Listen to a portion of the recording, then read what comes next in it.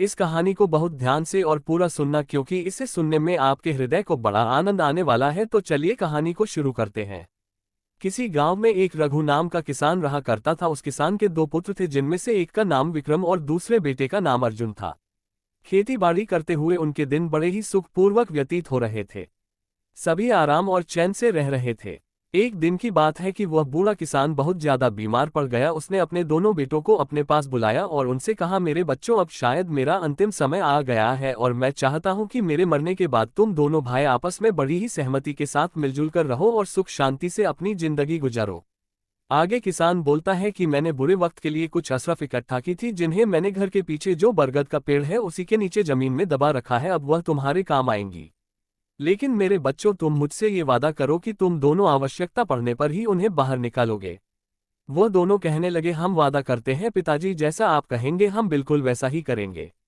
धीरे धीरे समय व्यतीत होता गया। थोड़े समय के बाद ही उस बूढ़े किसान ने अपने प्राणों को त्याग दिया। छोटे भाई को अपने पिता के जाने का बहुत दुख हुआ। दोनों भाई ने अपने पिता का अंतिम संस्कार कर दिया, लेकिन बड़े भाई अर्जुन को अपने पिताजी के मरने का जरा भी दुख नहीं था। उसकी आंखों के सामने तो सिर्फ अशरफ ही घूम रही थी। उस रात अर्जुन को नींद नहीं आ रही थी, वह बार बार करवट बदल रहा था।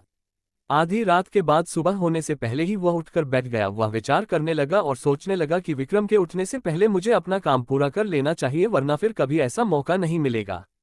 यही सोचकर उसने जमीन खोदने का सामान उठाया और घर के पीछे उसी पेड़ के पास जाकर पहुंच गया जहां उसके पिताजी ने सोने को जमीन में गाड़ रखा था।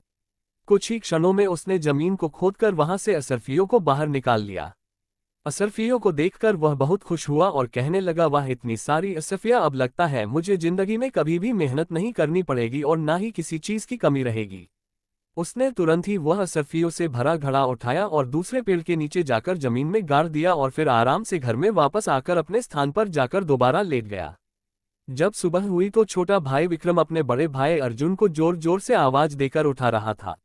वह कह रहा था, बड़े भैया जल्दी उठो, गजब हो गया, हमारे घर के पीछे पेड़ के नीचे जमीन खुदी हुई पड़ी है और वहां से सारी अशरफियां भी गायब हैं। मुझे लगता है कि कोई चोर हमारी सारी अशरफियां चोरी करके भाग गया है। अर्जुन कहने लगा, अरे क्या बोल रहे हो भाई, चलो मैं देखता हूं। जब दोनों भाई उस जगह पहुंचे तो सच में ही वह जमीन खुदी हुई पड़ी थी।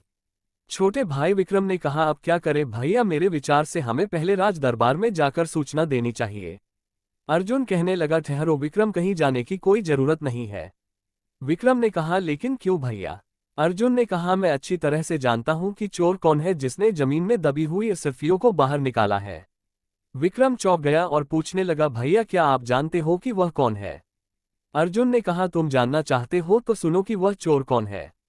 वह चोर तुम ही हो। ये सुनकर विक्रम कहने लगा, भैया ये आप क्या कह रहे हो? नहीं भैया, मैं कोई चोर नहीं हूं, मैंने कोई चोरी नहीं की है। अर्जुन कहने लगा, फालतू मत बोलो, तुम्हारे और मेरे अलावा इन अशरफियों के बारे में और कोई नहीं जानता था। ये बात साफ है कि तुम अकेले ही सारा धन हड़पना चाहते हो। विक्रम ने ये सुनकर कहा, आप ऐसा मत कहो भैया, मैं सच कह रहा हूं कि मैंने कोई अशरफिया नहीं चुराई है। मैं कुछ नहीं जानता। अर्जुन कहने लगा, तुम मुझे वह अशरफिया लौटा दो, नहीं तो तुम इस घर के दरवाजे को अपने लिए हमेशा हमेशा के लिए बंद समझो। विक्रम उदास होकर बोला, ठीक है भैया, यदि आपको मेरी बात पर विश्वास नहीं है तो मैं ये घर ही क्या इस गांव को छोड़कर चला जाऊंगा। विक्रम दुखी मन से तुरंत ही वहां से निकल पड़ा। वह रास्ते में ही चलते चलते सोचने लगा, सच्चाई जाने बिना ही बड़े भैया ने मेरे साथ ऐसा सुलूक क्यों किया। अब बदनाम होने से अच्छा है कि मैं ये गांव छोड़कर चला जाऊं। अब घर पर बैठा अर्जुन बड़े आराम से यही विचार कर रहा था कि वाह, कितनी आसानी से यह कांटा अपने आप ही निकल गया। अब सारी अशरफियां सिर्फ मेरी हैं और मेरे अलावा और किसी को इसमें हिस्सा नहीं देना पड़ेगा। दूसरी तरफ जो उसका छोटा भाई विक्रम था, वह बड़े ही दुखी मन से वहां से चलता जा रहा था। शाम भी हो गई थी। चलते चलते उसके मन में कई तरह के विचार उत्पन्न हो रहे थे। उसके मन में एक विचार आया कि कहीं भैया ने सारा धन हड़पने के लिए ही कोई चाल तो नहीं चली है। वह अपने विचारों में खोया हुआ लगातार चलता ही जा रहा था कि तभी वह एक बड़ी सी चट्टान के ऊपर जाकर बैठ गया। अब रात हो चुकी थी और चारों ओर घना अंधेरा छाया हुआ था। उलझन में पड़ा विक्रम सारी बातें सोच ही रहा था कि तभी उसके कानों में कुछ आवाज आए। ये 4000 तुम्हारे और 4000 मेरे। वह सोचने लगा कि यह कैसी आवाज है। सच्चाई जानने के लिए विक्रम नीचे की ओर झुका। उसने देखा कि 3 आदमी वहां पर थे जो बैठे हुए थे और वे तीनों आपस में किसी तरह के धन का बंटवारा कर रहे थे। विक्रम को यह समझने में बिल्कुल भी देरी ना लगी कि यह तीनों चोर चोरी का माल आपस में बंटवारा कर रहे हैं। तभी अचानक से विक्रम का पैर फिसल गया और वह उन चोरों के बीच में जाकर धड़ाम से गिर गया। अंधेरा होने के कारण चोरों को कुछ भी दिखाई नहीं दिया और वे डर के मारे भागने लगे और कहने लगे, भागो भागो भाई यहाँ से, लगता है कि यह राजा का कोई गुप्तचर या फिर उनका कोई सिपाही है जो हम सभी लोगों का पीछा कर रहा था। एक चोर कहने लगा, हाँ भाई तुम ठीक कहते हो, चलो भागो यहाँ से। चोर अपना चोरी का माल जो भी चोरी करके लाए थे डर के मारे वहीं छोड़कर भाग गए। जब विक्रम की नजर उस धन पर पड़ी तो वह मन ही मन बहुत प्रसन्न हुआ, लेकिन तभी उसके मन में एक दूसरा विचार आया कि असल में यह मुद्राएं चोरी की है, इन्हें साथ में ले जाना बिल्कुल ठीक नहीं होगा। इसलिए उसने सोचा, इनको यहीं पर गाड़ देता हूं और जरूरत पड़ने पर मैं इन्हें ले जाऊंगा। यही विचार करके विक्रम ने वह सारी मुद्राएं एक पेड़ के नीचे गाड़ दी और रात भर वहीं पर रहा। सुबह होते ही वह अपने रास्ते पर चलने लगा। दोपहर होते होते वह एक घने जंगल से गुजर रहा था, तभी कुछ लुटेरों ने उसे घेर लिया। लुटेरों का सरदार उससे कहने लगा, खबरदार, जो कुछ भी तुम्हारे पास है वह निकालकर हमें दे दो, नहीं तो हम तुम्हें जान से मार देंगे। विक्रम लुटेरों की बात सुनकर कहने लगा, भाइयों मैं तो खुद ही एक मुसीबत में हूं और मेरे पास धन भला कहां से आएगा। लुटेरों का सरदार कहने लगा, ये झूठ बोल रहा है, इसकी तलाशी लो। तलाशी लेने के बाद जब विक्रम के पास से वास्तव में उन्हें कोई भी वस्तु प्राप्त नहीं हुई तो सरदार क्रोध से चिल्ला उठा और कहने लगा, कोई बात नहीं है, अगर इसके पास पैसे नहीं है तो भी ये हमारे काम आएगा, इसे अपने ठिकाने पर ले चलो, देवी माँ को इसकी बलि चढ़ाई जाएगी।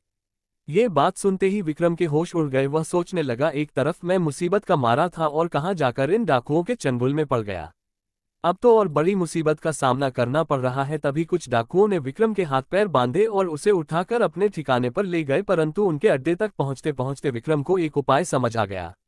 अड्डे पर पहुंचने के बाद उसने डाकुओं के सरदार से कहा, अगर तुम मुझे अपने दल में शामिल कर लेने का वादा करो तो मैं तुम्हें 8000 स्वर्ण मुद्राओं का पता बता सकता हूं। इतना सुनकर लुटेरों का सरदार कहने लगा, 8000 मुद्राएं, यदि तुम वास्तव में सच कहते हो तो हमें तुम्हारी शर्त मंजूर है, जल्दी से हमें उन मुद्राओं का पता बताओ। विक्रम कहने लगा, देखो भाई, अभी तो रात होने वाली है, इस समय वहां पर जाना बिल्कुल भी ठीक नहीं है, कल सुबह होते ही मैं तुम लोगों को वहां लेकर चलूंगा।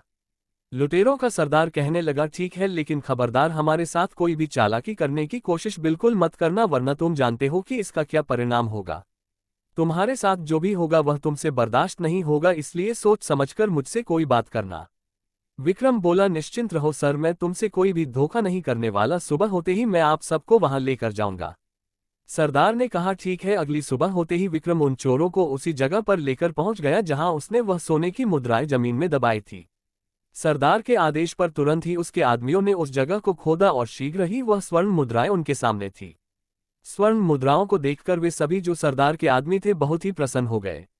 उन्होंने मुद्राओं को अपनी थैली में भर लिया और अपने अड्डे की ओर चल पड़े, परंतु विक्रम के दिमाग में अभी भी कोई दूसरी योजना चल रही थी। वह विचार कर रहा था, ये स्वर्ण मुद्राएं एक तरह से तो मेरे काम में ही आए, लेकिन मैं जल्दी ही इनकी मौत का कारण बन जाऊंगा। इस घटना के बाद विक्रम लुटेरों के गिरोह के साथ ही रहने लगा और वह लुटेरों के सरदार का सबसे विश्वासपात्र व्यक्ति बन चुका था। कुछ समय के बाद विक्रम ने उन लुटेरों के सरदार से कहा कि सरदार, मैं 10 दिन के लिए अपने घर को जाना चाहता हूं, यदि आपकी इजाजत मिल जाए तो मैं अपनी बूढ़ी माँ जो इस समय बीमार है एक बार उनसे मिलना चाहता हूं। सरदार विक्रम की योजना से बिल्कुल भी अनजान था। वह विक्रम को अपना सबसे विश्वास योग्य आदमी मानता था। वह जानता था कि विक्रम उसका सबसे भरोसेमंद आदमी है और कभी भी उसके साथ किसी तरह का कोई धोखा नहीं कर सकता है। उस डाकू ने जब विक्रम की बात सुनी तो उसने विक्रम को 10 दिन के लिए अपने घर जाने की इजाजत दे दी। विक्रम अपने घर जाने के लिए रवाना तो हुआ, परंतु वह अपने घर जाने के बजाय राजा के महल की तरफ चला गया। उधर राजमहल में राजा पहले ही उस डाकू के आतंक से बहुत परेशान थे। वह अपने महामंत्री से कह रहे थे कि मंत्री जी, आखिर वह डाकू कब पकड़ा जाएगा, पूरा राज्य उसके आतंक से परेशान हो रहा है। मंत्री जी राजा की बात सुनकर कहने लगे कि महाराज, मैं अपनी तरफ से पूरी कोशिश कर रहा हूं, वह आतंकी जल्दी ही आपको कारागार में नजर आएगा और उसको उसके किए की सजा जरूर मिलेगी। उसी समय वहां एक पहरेदार आया और कहने लगा, महाराज की जय हो। महाराज, एक व्यक्ति आपसे डाकू गब्बर के बारे में मिलना चाहता है, वह कहता है कि मैं उसके बारे में सब कुछ जानता हूं। उसकी बात को सुनकर महाराज कहने लगे, अच्छा, उसे तुरंत यहां लेकर आओ। वह सिपाही गया और कुछ समय बाद ही विक्रम को राजा के सामने लेकर पहुंच गया। विक्रम राजा से कहने लगा, महाराज को मेरा प्रणाम है। महाराज, मेरा नाम विक्रम है। राजा कहने लगे, कहो नौजवान, तुम गब्बर के बारे में क्या जानते हो, उसके बारे में तुम्हें जो भी जानकारी है वह सब कुछ मुझे बता दो। विक्रम कहने लगा, महाराज मुझे क्षमा करें, मैं आपसे एकांत में इस बात को करना चाहता हूं। मंत्री ने कहा, दुष्ट, क्या तुम जानते नहीं यहाँ राजा के सम्मानित और विश्वास पात्र व्यक्ति मौजूद हैं, जो कहना चाहते हो तुम सबके सामने ही कहो। राजा कहने लगे, ठहरिए महामंत्री जी, यदि यह हमसे एकांत में बात करना चाहता है तो हम इससे एकांत में ही बात करेंगे। आप लोग यहाँ से चले जाए, हमें बिल्कुल एकांत छोड़ दीजिए। सब लोग बाहर चले गए और विक्रम ने राजा को अकेले में पूरा किस्सा सुनाकर बता दिया। उसने आगे कहा, महाराज, इस तरह से मैं उस डाकू का विश्वसनीय आदमी बन चुका हूँ।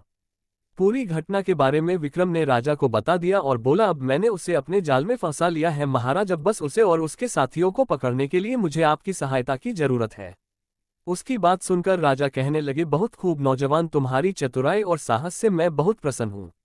उन भयानक डाकुओं को पकड़ने के लिए जो भी सहयोग चाहिए वह मुझसे तुम बेझिझक होकर कह सकते हो, मैं करने को तैयार हूँ, कहो क्या करना होगा। विक्रम कहने लगा, महाराज, कल रात आपको कम से कम हमारे साथ में 300 सिपाहियों को मेरे साथ भेज दो। मैं उन सभी को उन डाकुओं के अड्डे पर ले जाऊंगा जहां पर वह सैनिक उन डाकुओं पर आक्रमण कर देंगे और उन डाकुओं को गिरफ्तार कर लिया जाएगा। राजा कहने लगे, बिल्कुल ठीक है नौजवान, तुम्हारी सलाह बिल्कुल उचित है, मैं इसे मानने के लिए तैयार हूं। तो तय रहा कि हम कल रात को हमारे सैनिकों को तुम्हारे साथ भेजेंगे, तब तक तुम यही राजमहल में हमारे शाही मेहमान बनकर रहो। अगले दिन रात होते ही विक्रम अपनी योजना के अनुसार सैनिकों को लेकर डाकुओं के अड्डे पर पहुंच गया। सैनिकों की टोली ने उन डाकुओं पर आक्रमण कर दिया। कुछ ही समय में सैनिकों ने उन डाकुओं को गिरफ्तार कर लिया और उनमें से कुछ डाकू मारे भी गए। जो बचे हुए थे उन्हें महाराज के सामने पेश कर दिया गया। राज दरबार में विक्रम को देखकर डाकुओं का सरदार मन ही मन सोचने लगा, इसने कितना बड़ा धोखा किया और इसने मेरे साथ विश्वासघात किया। इस आदमी ने हमें कहीं का नहीं छोड़ा। अगले दिन दरबार में सभी दरबारियों और मंत्रियों से विचार विमर्श करने के बाद राजा ने सभी डाकुओं को एक ही सजा सुना दी।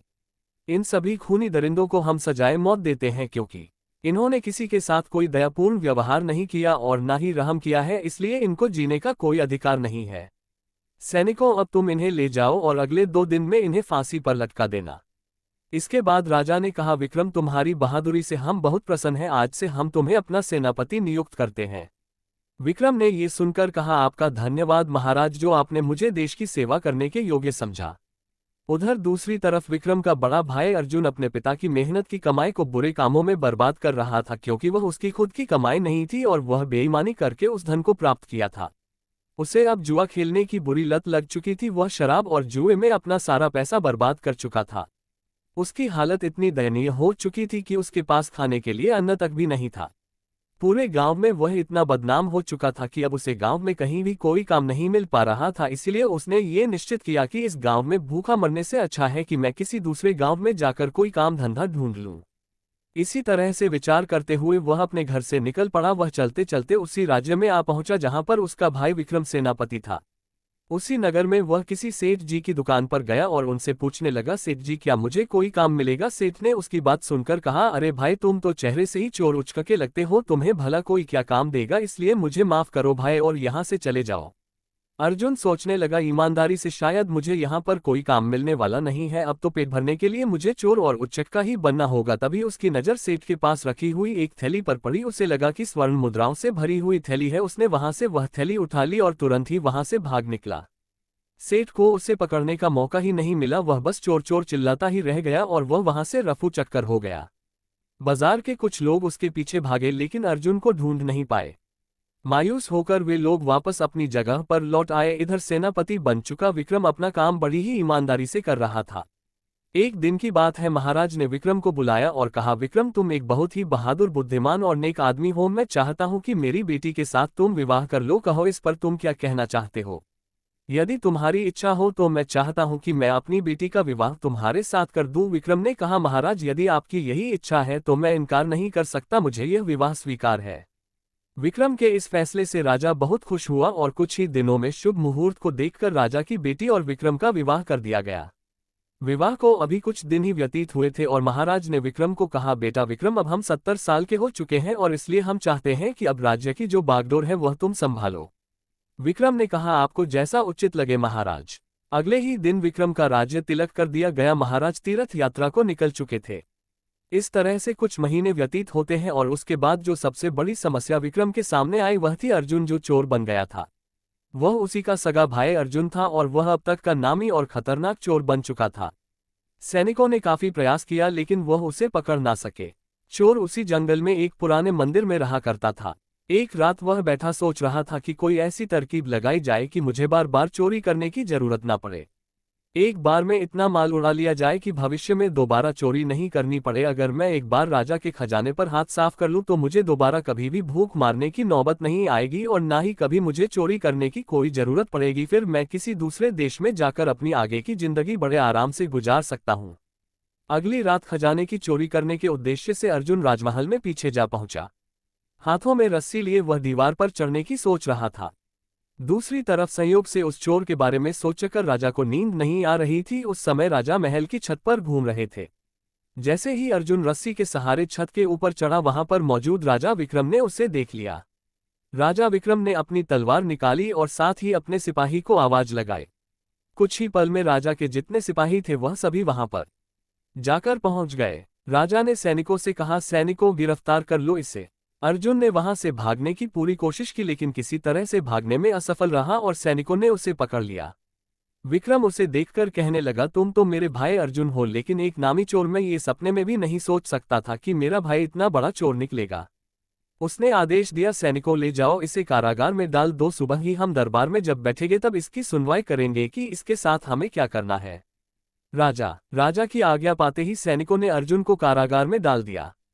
अब वह मन ही मन अपने किए पर पश्चाताप कर रहा था, रो रहा था और सोच रहा था कि मेरे ही बुरे कर्मों का फल आज मुझे मिल रहा है। मेरी बुरी नियत ने मुझे आज पतन की इतनी गहराई में धकेल दिया है जहां से निकलना मुश्किल है। जबकि विक्रम, जिसे मैंने बेईमान बनाकर धक्के मारकर अपने घर से निकाला था, आज अपनी ईमानदारी और नेकी की वजह से वह इस राज्य का राजा बन गया है और मैंने उसके साथ बेईमानी की तो मेरी दुर्गति हो गई। मैं जिसके पास सब कुछ था, एक चोर बनकर के आज उसी के सामने उसी के बंदी गृह में पड़ा हूं। इधर विक्रम को नींद नहीं आ रही थी। वह सोच रहा था कि कल का दिन मेरी जिंदगी का सबसे कठिन दिन होगा। मुझे एक बार फिर से भयानक अग्नि परीक्षा से गुजरना होगा। क्या इस परीक्षा में मैं कामयाब हो पाऊंगा, मुझे भी समझ में नहीं आ रहा है। काश महाराज ने मुझे राजपाट ना सौंपा होता तो मुझे अपने ही भाई को अपने ही हाथों से सजा नहीं देनी पड़ती। अगले दिन दरबार में चोर अर्जुन को पेश किया जाता है। महाराज ने उससे कहा, अर्जुन, तुम्हारे ऊपर लगाए गए चोरी के सारे इल्जाम प्रमाणित हो चुके हैं, क्या तुम्हें अपनी सफाई में कुछ कहना है। अर्जुन ने कहा, बस इतना ही कहना चाहता हूं कि महाराज, मुझ जैसे नीच और शैतान आदमी को आप इतनी कठोर से कठोर सजा दे कि भविष्य में चाहकर भी कोई चोरी ना कर सकूं और किसी के साथ कोई बेईमानी ना कर सकूं। विक्रम ने कहा, ठीक है, हम तुम्हें ऐसी सजा देंगे। सैनिकों, ले जाओ इस चोर को और इसका एक हाथ और एक पैर काट दिया जाए। इसके बाद इसे देश की सीमा से बाहर निकाल दिया जाए। विक्रम का यह इंसाफ देख करके उसकी प्रजा और उसके मंत्री सब उसकी जय जयकार करने लगे। राजा की आज्ञा का पालन किया गया और चोर का एक हाथ और एक पैर कट करके उसे राज्य की सीमा से बाहर निकाल दिया गया। जब वह देश छोड़कर के जा रहा था तो तभी उसके सामने राजा विक्रम पहुंच गए। विक्रम को देख करके अर्जुन बोला, महाराज, आप कैसे यहाँ पर आ गए? काश आपने मेरा एक हाथ और एक पैर काटने के बजाय मुझे मौत की सजा दे दी होती तो बड़ा अच्छा होता। आपने तो मुझे तड़प तड़प कर मरने के लिए छोड़ दिया। मैं इस दुनिया में क्या करूंगा? विक्रम ने कहा, उस समय तो मैं एक राजा था, परंतु अब मैं आपके सामने राजा विक्रम नहीं बल्कि आपका छोटा भाई विक्रम खड़ा हूं। एक राजा होने के नाते मैंने एक चोर को सजा देकर के अपने राज्य धर्म का पालन किया और अब एक भाई अपने भाई से अपने धर्म और तव्य का पालन करने के लिए आया है। अर्जुन ने कहा, मैं कुछ समझा नहीं। विक्रम कहने लगा, भैया, मैं जानता हूं कि एक हाथ और एक पैर काटने की वजह से आप कभी भी कोई काम अपने जीवन में नहीं कर पाएंगे और इसके लिए मैं आपको कुछ धन देकर के जाऊंगा। इस थैले में कुछ स्वर्ण मुद्राएं हैं, इन्हें आप ले लीजिए, जो कि मेरी मेहनत की कमाई है। मुझे विश्वास है कि इस मेहनत के धन के साथ आप किसी दूसरे देश की सीमा में अपना जीवन बड़े ही आराम से व्यतीत कर सकते हैं। लेकिन भैया, आप इनकार मत करना, नहीं तो कभी भी मैं अपने आप को माफ नहीं कर पाऊंगा। इतना सुनकर के अर्जुन कहने लगा, तुम कितने महान हो विक्रम, ईश्वर हमेशा तुम्हें इसी तरह से खुश रखे, प्रसन्न रखे। फिर दोनों आपस में गले मिलकर के एक दूसरे को बड़े मन से विदाई करते हैं। बड़ा भाई छोटे भाई से कहने लगा, मेरी ईश्वर से यही प्रार्थना है कि मुझे हर जन्म में तुम्हारे जैसा ही भाई मिले। और दोनों भाई अपनी अपनी राह पर इस तरह से वापस चले गए। उसके बाद उस देश में अर्जुन को दोबारा किसी ने भी वन में नहीं देखा और राजा विक्रम अपनी प्रजा का पालन करते हुए सुखमय जीवन व्यतीत करने लगे। तो दोस्तों, कैसी लगी आपको ये कहानी? आप हमें कमेंट में जरूर बताएं और अगर अच्छी लगी हो तो इस चैनल को सब्सक्राइब जरूर कर लेना।